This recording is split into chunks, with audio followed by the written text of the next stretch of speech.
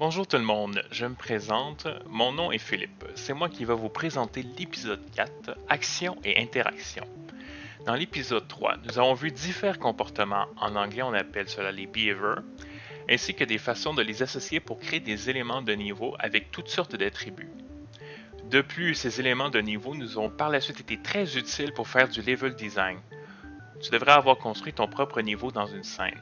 Finalement, nous avons pu ensemble voir comment créer une caméra fluide qui suit le mouvement de notre joueur.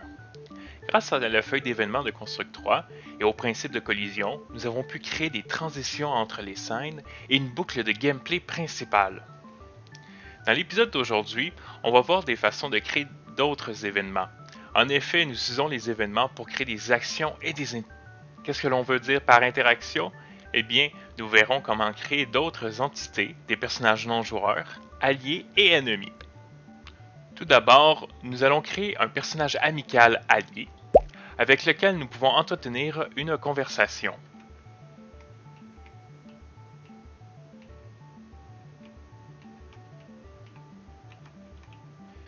Ce personnage utilisera un nouveau type d'objet, l'objet texte, pour afficher un texte. De plus, pour écrire les dialogues efficacement, nous allons apprendre comment utiliser une structure de données.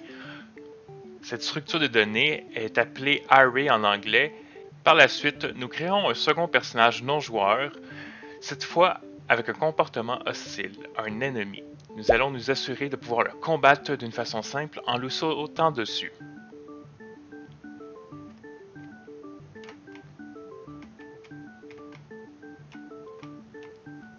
Pour cela, nous parlerons de vecteurs de gravité et nous réviserons la notion de collision vue précédemment afin d'étendre son usage à des aspects plus intéressants. Finalement, nous programmerons une attaque spéciale pour le protagoniste. Avec une touche personnalisée grâce à cette attaque, il pourra combattre au corps à corps. Pour créer une attaque, nous associerons la collision au comportement de fondu, un comportement pré-programmé de Construct 3 que nous avons vu dans l'épisode 3. Cependant, avant de commencer, parlons un peu de qu'est-ce qu'un personnage non-joueur. Un personnage non-joueur est une entité, c'est-à-dire que c'est un objet muni d'une réaction programmée, dont le but est de sembler être vivante à comparer des objets inanimés. Une entité est un personnage non-joueur dont son but est de donner un ressenti d'intelligence au joueur. Cependant, il faut faire attention, ici on ne parle pas d'intelligence artificielle, mais simplement de certaines lignes de code programmées d'avance par un programmeur. Bien souvent dans les jeux, cette illusion n'est que partielle. La programmation doit être très poussée pour donner une illusion presque réussite d'intelligence.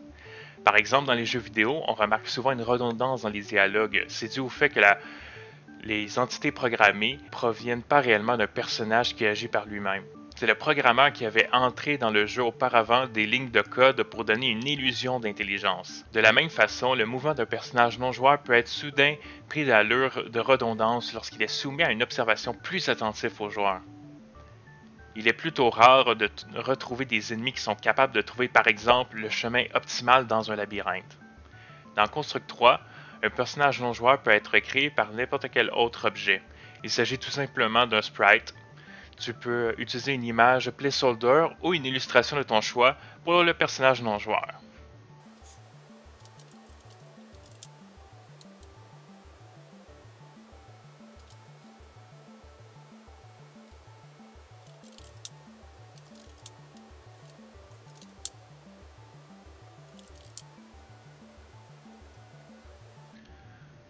Une fois le personnage non-joueur créé, nous allons faire en sorte de pouvoir créer une liste de dialogues que ce personnage va pouvoir utiliser.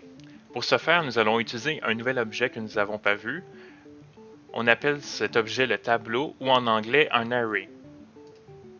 Pour aller chercher cet objet, il suffit d'aller le chercher comme à l'habitude dans les objets.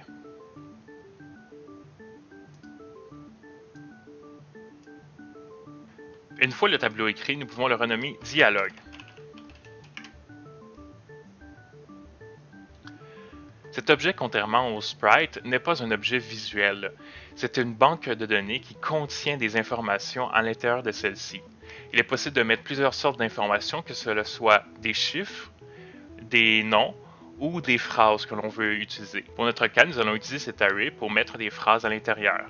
Les données qui sont regroupées dans un array ou dans un tableau sont mises en rangée dans des colonnes et des lignes. Ils utilisent des différentes coordonnées pour pouvoir s'agencer entre les uns parmi les autres. Ils utilisent une donnée x qui est la longueur, une donnée y pour la hauteur et une donnée z pour la profondeur. Maintenant, nous allons procéder à mettre des informations à l'intérieur. Pour ce faire, nous devons créer un événement qui doit initialiser dès le début du démarrage de la scène. Une fois cela ici, nous devons par la suite sélectionner Dialogue pour pouvoir définir une information à mettre à l'intérieur. Pour notre cas, nous allons utiliser définir la valeur de x et de y. Une fois ici, nous allons pouvoir inscrire notre phrase qu'on veut dans valeur. Ici, nous allons écrire la phrase que nous voulons. Bonjour. Cependant, il ne faut pas oublier de mettre des guillemets anglais pour pouvoir faire en sorte que cette phrase soit considérée comme un string ou une phrase en anglais. Par la suite, pour expliquer un peu ces deux variables, la première variable va servir de donner dans quel ordre la phrase doit être mise. Si c'est la première phrase, ça doit être commencé par 0. Et le y va être le numéro du personnage qui va la parler. Donc, si on veut mettre plus qu'une phrase, on peut répéter la même commande en faisant dialogue, définir y et x, rajouter maintenant une phrase,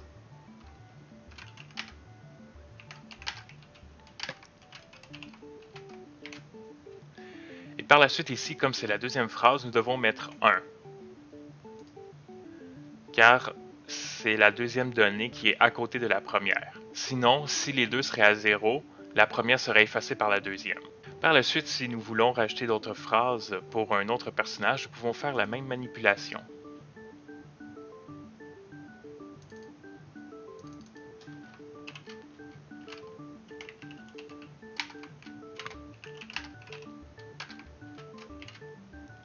Cependant, nous allons changer la variable y pour 1, car ce sera le deuxième personnage en question. Et nous pouvons laisser la variable x pour 0, car ça va être la première phrase du deuxième personnage.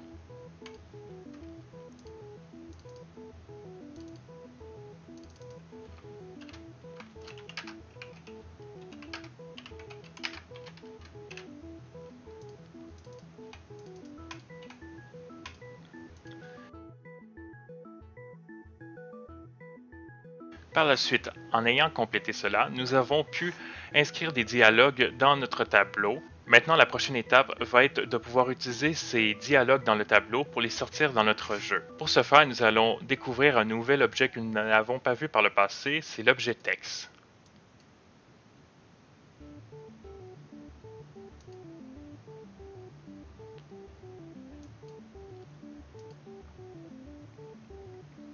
Comme à l'habitude, cet objet texte a les propriétés qu'on peut voir à la gauche. Dans ces propriétés-là, nous avons la propriété texte, où est-ce qu'il est possible d'ajouter du texte.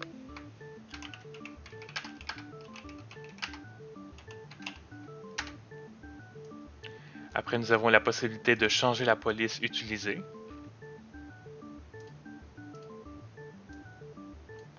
La possibilité de changer la grosseur du texte. Le mettre en gras, en italique, changer la couleur et aussi son alignement. Pour le moment, nous allons le mettre au-dessus de notre allié et nous allons mettre sa visibilité à 0.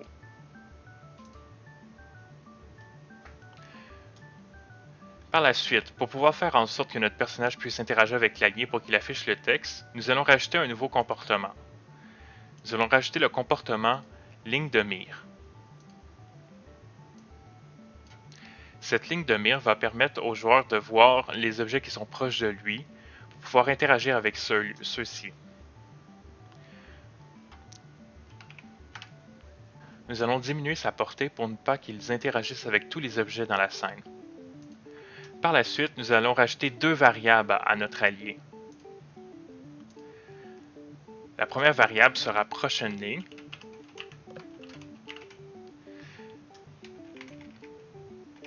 Cette variable va définir à quelle ligne nous sommes rendus dans la discussion.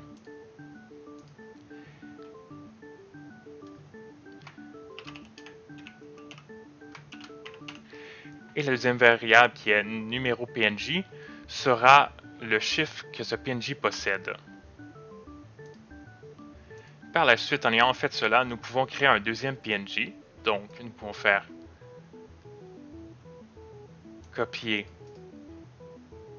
coller. Et nous avons un deuxième PNG, et ce PNG va avoir le chiffre 1. Par la suite, nous allons faire la même chose avec le texte, ici.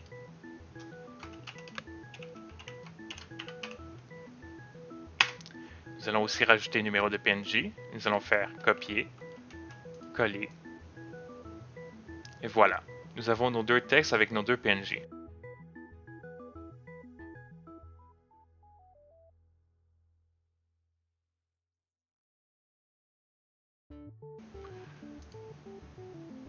Par la suite, nous allons créer l'événement qui va activer la bulle de dialogue si le joueur parle au PNG. Pour ce faire, nous allons utiliser une des touches du clavier. Donc, pour utiliser une touche du clavier, nous devons rajouter l'objet clavier.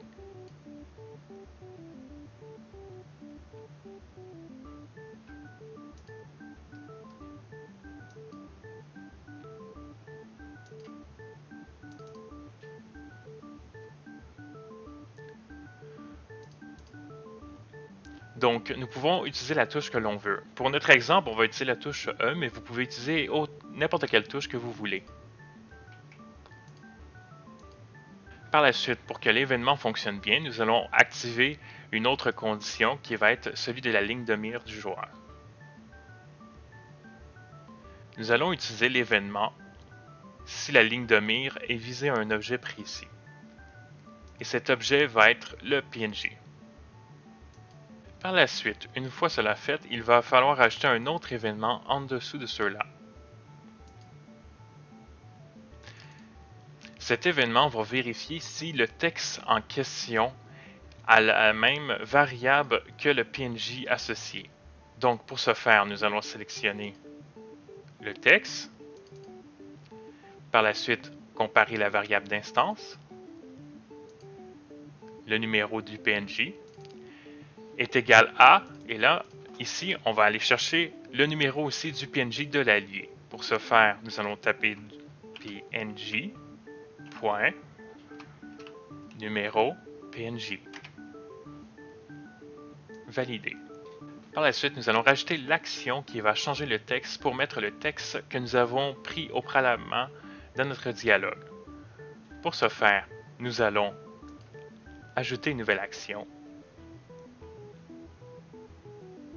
Sélectionner texte. Et nous allons choisir définir le texte. Par la suite, ici, nous allons aller chercher notre tableau dialogue. Pour ce faire, nous allons taper dialogue. Point at. On ouvre les parenthèses.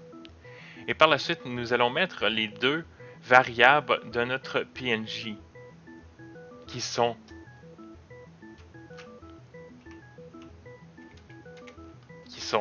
PNG.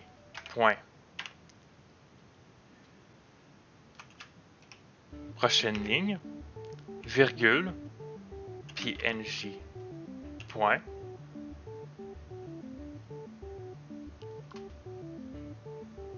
Numéro PNG.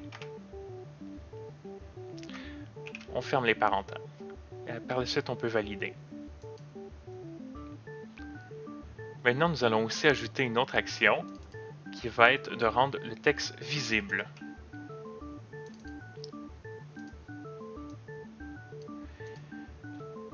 Par la suite, une fois que cela est fini, nous voulons faire en sorte que nous puissions changer pour une prochaine ligne pour aller à la deuxième ligne de dialogue. Pour ce faire, nous allons appuyer sur notre PNG, aller chercher la variable, ajouter à, nous allons sélectionner prochaine ligne, 1, et nous allons faire égal. Une fois cela terminé, il faut faire en sorte que les dialogues puissent tourner en rond. Si nous arrivons à la fin de notre dialogue, comme ici « J'aime le fromage », il faut qu'il retourne à « Bonjour ». Pour ce faire, nous allons créer d'autres lignes de dialogue qui ne vont être seulement utilisées pour un indice pour le logiciel pour passer à la suite. Pour ce faire, nous allons faire comme tout à l'heure, aller dans « Dialogue », définir X, Y, et par la suite, ici, nous allons rajouter 3 pour faire suite à « J'aime le fromage ». On va mettre la variable -1. Par la suite, nous allons faire cela pour notre deuxième PNG aussi.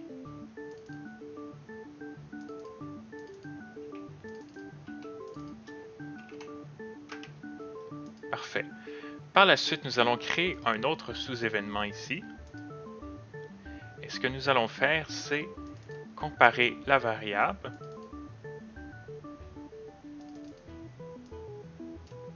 si la variable PNG prochaine ligne PNG numéro du PNG est égal à -1.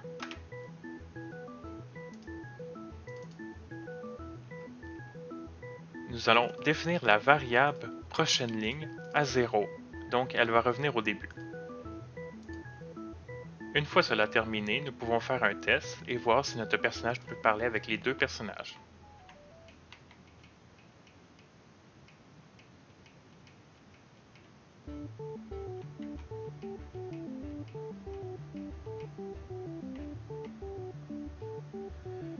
Maintenant que nous avons terminé la partie avec la création d'alliés, nous allons maintenant créer des NPC hostiles aux joueurs. Pour ce faire, nous allons créer un personnage.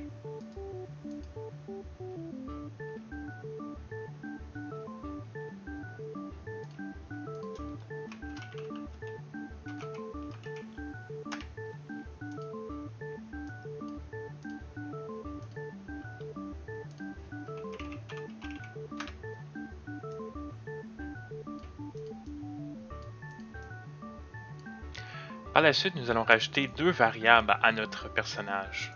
La première variable va être vie, qui va être un chiffre.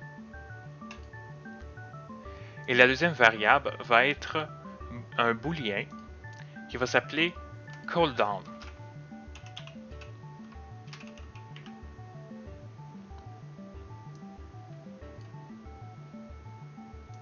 Pour le comportement de déplacement, nous allons utiliser le comportement que nous avons déjà vu précédemment, qui va être sinus, pour qu'il puisse bouger horizontalement.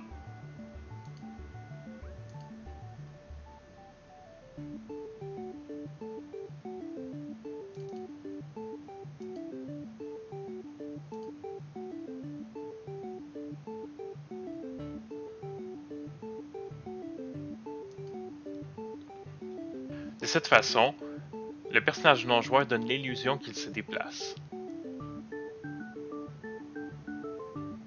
Maintenant, nous allons procéder pour faire en sorte que notre personnage puisse sauter sur l'ennemi pour pouvoir le vaincre. Pour ce faire, il faut absolument que notre personnage ait le comportement de plateforme. Si votre personnage n'a pas le comportement de plateforme, nous allons voir plus tard dans la vidéo une autre façon pour vaincre l'ennemi. Mais tout d'abord, nous allons vous montrer comment le faire avec la composante plateforme. Pour ce faire, nous allons retourner dans notre feuille d'événements et créer un nouveau comportement pour notre ennemi et sa collision. Pour ce faire, nous allons commencer par inscrire si le joueur rentre en collision avec un autre objet, qui va être l'ennemi. Par la suite, nous allons donner une condition de plus. Cette condition va comparer la hauteur du joueur avec l'ennemi. Donc, il faut prendre une comparaison pour savoir s'il est moins que la hauteur de l'ennemi, qui est ennemi.y.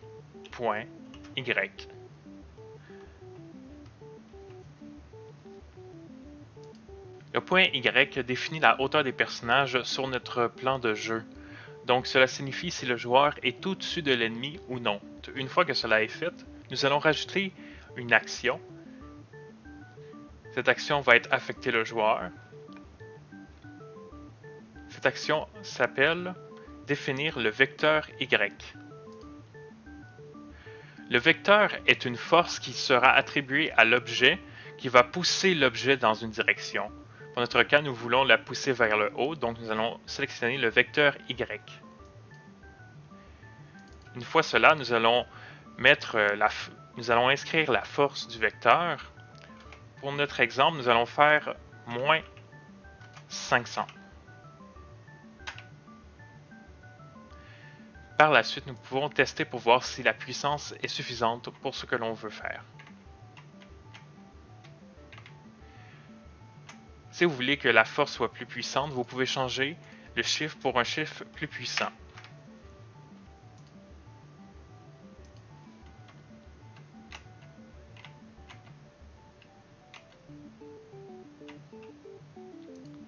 Maintenant que nous avons fini cela, nous voulons faire en sorte que quand nous sautons sur notre ennemi, nous voulons qu'il perde une vie.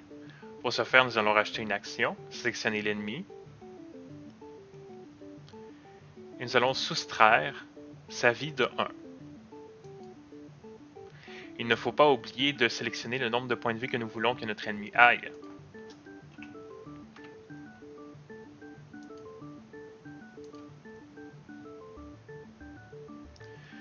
Par la suite, ce qu'on voudra faire, c'est rajouter un événement qui va faire en sorte que si notre ennemi n'a plus de vie, il se fasse détruire. Pour ce faire, nous allons comparer la variable d'instance vie, et s'il est égal à 0, il va faire son action. L'action qu'on va utiliser va être un fondu. Pour ce faire, il va falloir rajouter le comportement fondu ici, et nous allons décocher actif, car nous ne voulons pas qu'il s'active tout de suite quand on démarre la scène. Par la suite, on revient sur notre feuille, action, ennemi, démarrer le fondu. Suivant. Maintenant, nous pouvons faire un test.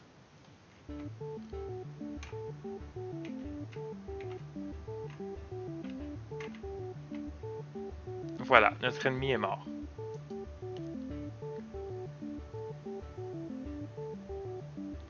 Maintenant, nous allons rajouter des effets à notre ennemi pour qu'il puisse mieux réagir pour le joueur. Nous allons rajouter un nouveau comportement qui est le clignotement. Ce clignotement va apparaître quand le joueur va sauter dessus. Pour ce faire, une fois que le joueur saute dessus, nous allons faire en sorte que le personnage clignote.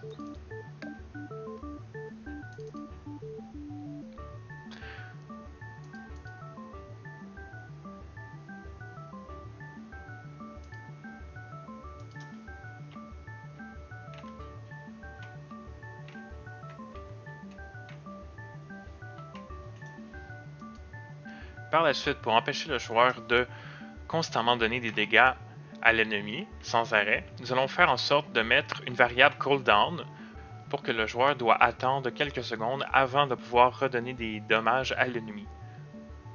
Pour ce faire, nous allons rajouter un événement.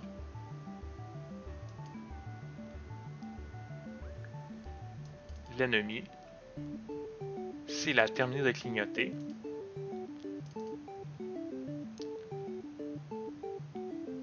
la variable cooldown sera faux.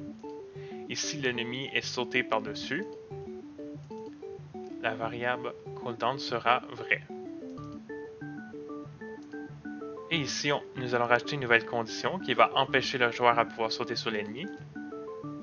Ajouter une condition.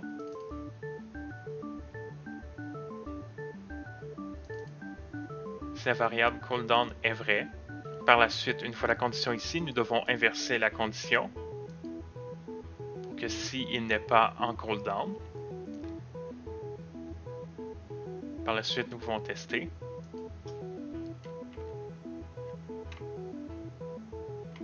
Et comme on peut voir, notre joueur ne peut pas enchaîner les attaques. Il doit prendre un temps.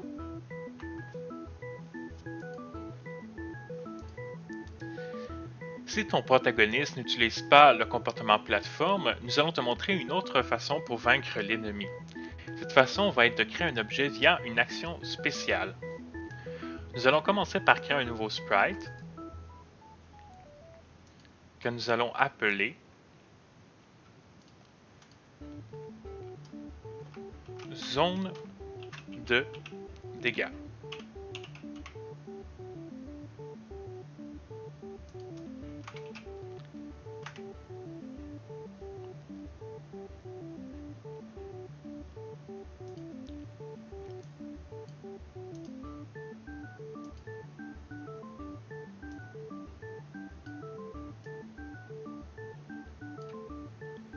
Par la suite, nous allons lui rajouter le comportement de fondu. Cet objet va être l'illustration d'une épée que notre joueur va sortir. Pour ce faire, nous allons rajouter deux choses. La première, ça va être de retourner sur cet objet, aller dans le point d'origine. Nous allons placer le point d'origine à gauche complètement. Pour ce faire, nous allons faire un clic droit sur l'origine, assigner rapidement. Et nous allons sélectionner gauche ici.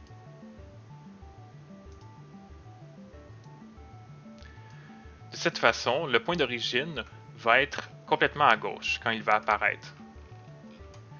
Par la suite, nous allons cliquer sur notre joueur et nous allons créer un nouveau point d'origine. Donc pour ce faire, nous faisons un clic droit, ajouter un nouveau point d'origine. Et ce point d'origine va s'appeler épée. Ce sera l'endroit où est-ce que l'épée va apparaître. Par la suite, une fois que nous avons créé le point d'origine, nous allons le mettre dans notre dessin, ici. Donc nous avons un point rouge ici. Par la suite, une fois cela fini, nous allons faire en sorte de pouvoir créer l'épée à chaque fois que nous appuyons sur la touche. Pour ce faire, nous allons utiliser la touche espace. Vous pouvez à la maison utiliser la touche que vous voulez. Donc, pour ce faire, lors de la relâche d'une touche, espace. Valider. Et l'action que nous allons utiliser va être sur le joueur.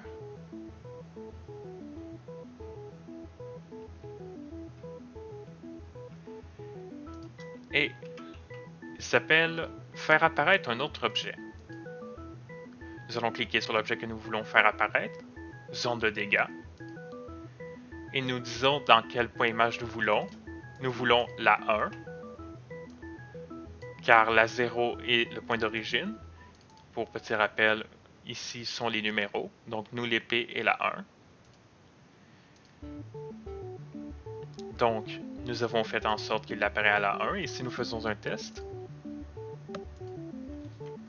à chaque fois que je pèse sur espace, il y a l'épée qui apparaît et disparaît avec le fondu. Par la suite, nous voulons faire en sorte que si l'épée touche l'ennemi, l'ennemi perd de la vie. Pour ce faire, nous allons faire zone de dégâts, rentre en collision avec l'ennemi. Et nous pouvons remettre exactement ce que nous avons mis par en haut. Donc, soustrait la vie de 1, clignote le joueur, et le cooldown à vrai. Et nous allons aussi rajouter l'événement cooldown. Maintenant, nous pouvons faire un test.